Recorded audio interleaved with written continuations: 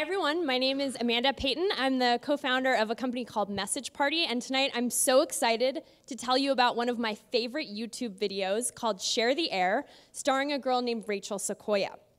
So I get to the office one day, it was March 24th, 2011, and Jared, who sits right next to me, says, "Oh my gosh, you have to see this video, it's awesome," right? So it was at about 100 views at this point. And it was this girl named Rachel Sequoia at a pitch event in Palo Alto, and she was pitching her startup. And her startup sold jars of air from around the world to people like you and me. Now, she needed $500,000 to get this startup off the ground.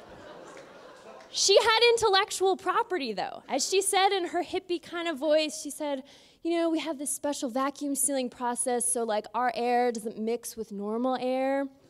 Perfect. I'm sold. So she needs $500,000 for this startup, and we sit there and watch the video, and the first thing I said was, "Is this girl for real?" And I think that's something that makes a video very shareable, is you can't tell if the person takes themselves super seriously or if the whole thing is just some elaborate prank. So we couldn't tell if it was real or fake, but we sure knew this video was shareable.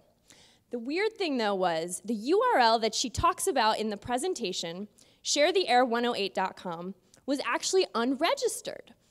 And so we decided, as the good internet entrepreneurs that we were, that we were going to help Rachel out. And so we went to this great site called LaunchRock, and 15 minutes of some keyboarding later, Rachel's startup now had a website.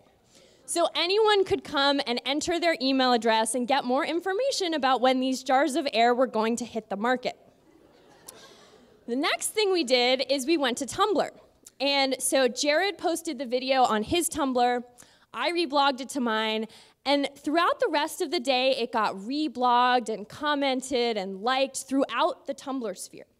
So this video racks up tens of thousands of views without a single mention on any mainstream media site.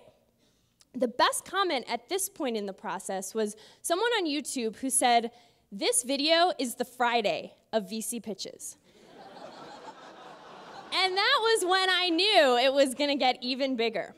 So the first mainstream media site to blog about it was Liz Gans at All Things D. And she blogs about it, and after that, it goes to Huffington Post, TechCrunch, Business Insider, Reddit, Fark, The Daily What. And then the weirdest things started happening. People started tweeting about Share the Air from the LaunchRock site that we had put up, about how excited they were about this product, sending traffic back to the site. So the video racks up in a period of 5 days over 200,000 views. And that's not really enough to be considered a mainstream meme, but in our little corner of the internet, it seemed like everyone I knew had seen it. So what about the website? How did we do? Well, in this same 5-day period, our website racked up 300,000 unique visitors. I can only hope the same for my startup. We also got over 10,000 email addresses from people who were so excited about when these jars of air were going to hit the market.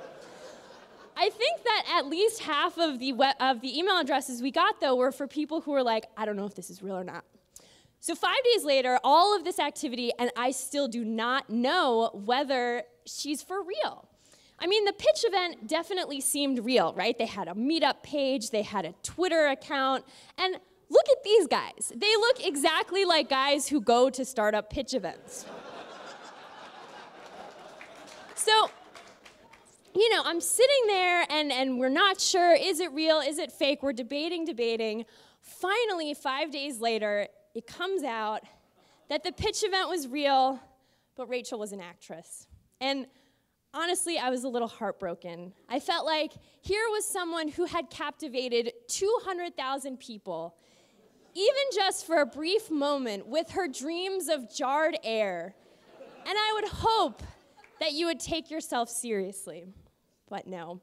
It reminded me of the kind of timeless cartoon about dogs and the internet. But I think adjusted for today, what I would say is, on the internet, nobody knowing whether you're a dog or not is an excellent way to drive page views. Thank you.